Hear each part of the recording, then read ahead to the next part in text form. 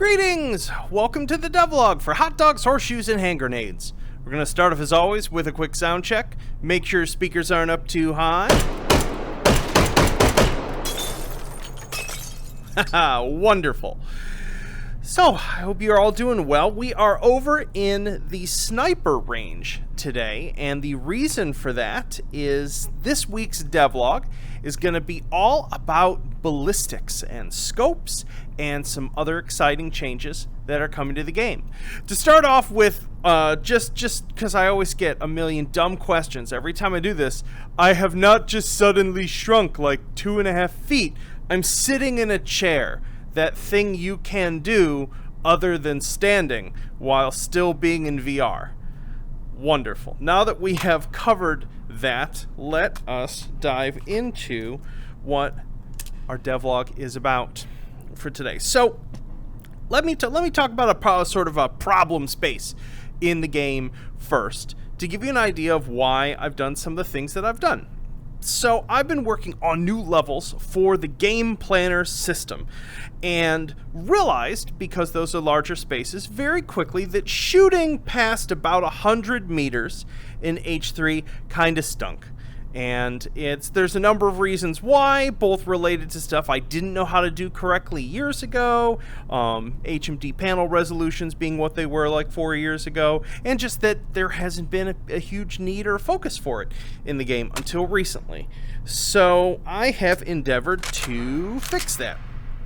So let's talk about scopes first. I'm gonna move those sights down there. We're going to grab ourselves a bipod for our SCAR 17 here. Wonderful. So I have, in working on sort of optics in general for the game, I have gone back and I have rewritten a bunch of stuff for scopes, both to improve their rendering and improve the way that we can interact with them. So the first big change is that when we grab a scope that is attached to a weapon, we get a modified menu here that has more options. Basically, we can click up on the touchpad or joystick to cycle between them, and then left and right to change the parameters. So we can alter the magnification of this scope, like say 26x, and we've got this new setting here called base 0. What this basically is when we look through the scope, we are essentially checking if the base 0 on this, let's actually knock the magnification back down, is 100 meters. What this means is, assuming I was perfectly level with that watermelon, this reticle is now pointing exactly at where the bore minus the drop for the round that this gun fires would intersect at the sort of like point of this reticle at 100 meters. This is a new feature of zeroing in H3. Basically, the prior zeroing that's been on all of our red dots, because it only went out to about 100 meters, actually taking into account bullet drop wasn't really necessary for these. And honestly, I didn't know how to do it math-wise. But that was one of the things that I did this past week, is I went through and wrote basically a bullet simulator for all of the different ammo types to compute a proper bullet drop from 100 meters to 1,000 meters, and that data gets looked up by our scopes here, so we now get actually accurate zeroing data. So let's grab this here. Let's find is that our 100 meter watermelon? Nope, this one is here. And whap. Boom. Explodey beans. And then let's take this out to 400. Let's update our magnification. 26 should do it. Let's go all the way out to 400. And let's see if we can get it in the first shot. I'm filming, so I'll probably miss. I hit high, I think. That's a problem being up. I'm like 5 meters up, so this is going to be slightly off.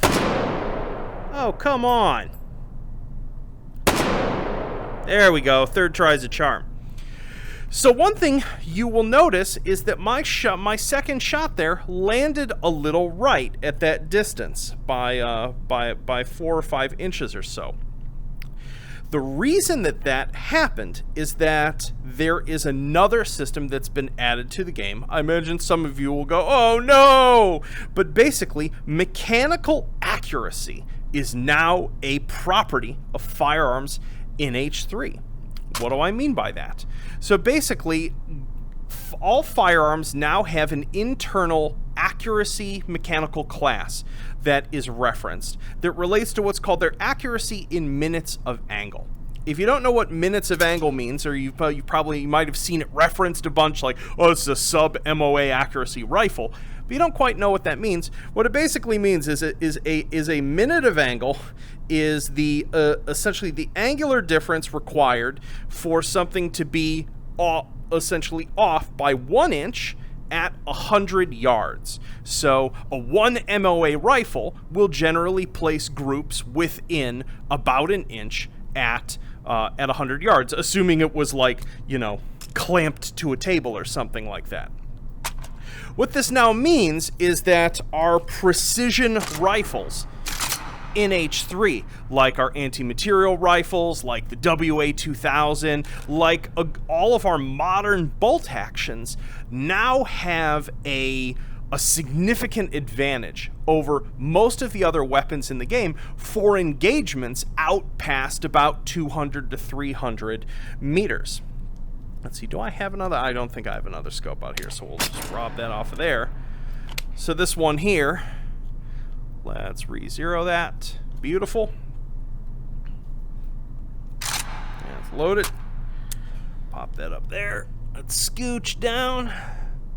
Let's find our target. Theoretically, if Anton doesn't mess this up, we should get this much more easily in the first shot.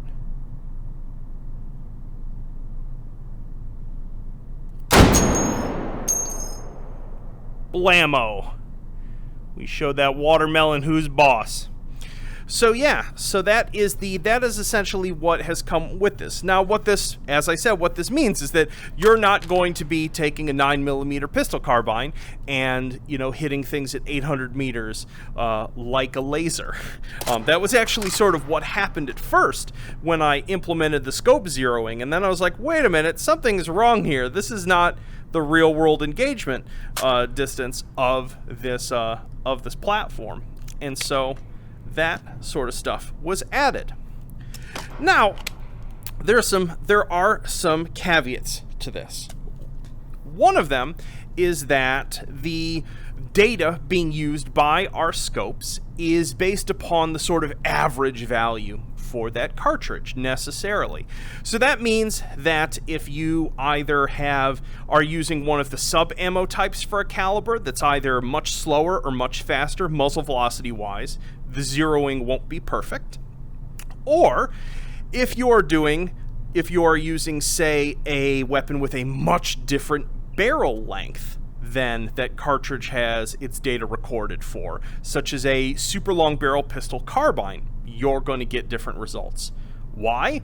Because I also implemented varying muzzle velocities for cartridges based on barrel length. It actually computes the distance between the chamber and the final end of the barrel now with the guns. So you are going to get different performance now for a 45 out of this versus a 45 out of a UMP. Different performance for a 9mm pistol versus a long-barreled carbine and such. And so you might ask, well, if that's the case, how can I fix that with my shooting? Well, that's what these other two super futzy options, for those of you who are true masochists and want the scope zeroing experience. I'm gonna just scope this in so we can actually see. So I'm gonna put it on the 300-meter watermelon, like so. So what you can now do with our elevation and windage adjustment is you can now essentially add an offset vertically or horizontally to whatever your base zero is. So I can add that so our reticle goes down, click in the other direction, And so, well, obviously, this is primarily of utility for folks who want to set up a very specific platform with a specific cartridge and pre-zero their scope for a specific range super precisely. You're going to be able to do that, and all this data in terms of how you have set up your scope will be stored in the vault. So if you want to set up a rifle specifically for 400 meter or 500 meter shooting with everything tuned how you want it, you'll be able to do so and save that for those of you who are into that. I wish the bipods didn't do that, but there's not really anything I can do about it. One thing I was able to change is you'll notice that this view is way more stably perfectly up and down. I'm gonna turn on my hand controller. It was something that I realized as I was testing this long-range shooting, that even a tiny deviation left or right, because of the sort of vertical distance between a scope and the barrel, for a shot was making shots go really wide left and right. And so what I've essentially done is given you a rotational dead zone just for the up and down part. You'll notice I can rotate my hand here within about, I think it's like 20 degrees in each direction, and it doesn't affect the roll of the rifle. And so that allows you to still make micro adjustments up and down, left and right, while still keeping perfectly up and down alignment, which should make it much easier to use. Let's see, did I get that? Or nope. I think I shot low. What is our zero? Oh, that's because our zero is set to 400. Let's knock it down to 250. There we go. Let's find ourselves another watermelon. That's 150, 200, 250-ish. Whap. Got it. Whap. Perfect. So there you go. That is what I've been focusing on, as I said, to try to make the experience of longer range engagements. I know what a lot of people really want to use the scenes I'm working on for Game Planner is just sort of setting up themselves a little sniping nest or a little bunker or something like that, and just doing some sort of chill long range engagements with it. And so I'm trying to make sure the game systems are actually set up to take advantage. And when we're done with the alpha cycle, I just wanted to give you a little preview here. We're totally going to have some more. That's going to be an attachment-tastic update. We've got some sweet new scopes. I love how sci-fi this one looks. We've got some cool new sort of rectangular cross-section style red dots that looks super cool. I love how this one looks. Yeah. Awesome. Wonderful. So yeah, so there you have it. Let's go ahead and jump out of VR and talk about what the next week or two are going to be like. Yo! So I hope that all has you excited. In addition to what I showed you, I have been sort of going back and looking at certain things involving sort of old math and the way certain things were handled, just to see where I can sort of tune things up in the whole sort of ballistics chain, as it were. One thing is I sort of retuned the way projectile spread randomization works. Like when I was working to sort of implement the mechanical accuracy classes, I also stripped out some really old code and made sure that now like things like the radial distribution of offset vectors for rounds coming out of a barrel is now like correctly distributed instead of being sort of like orthogonally biased, for example. So that kind of stuff, you might notice the difference, you might not, but I'll at least feel better knowing it's more correct. As you can see, like the bipods still jump a little bit when you grab the rifle when it's been bipoded, but at least now if you grab at a sort of offset angle, it doesn't do that like thing when you grab it. It's far more stable. That was sort of that was the system that sort of interpolates the rotation of an object that you pick up for the first time, fighting the bipod system. So I actually got them to play well together.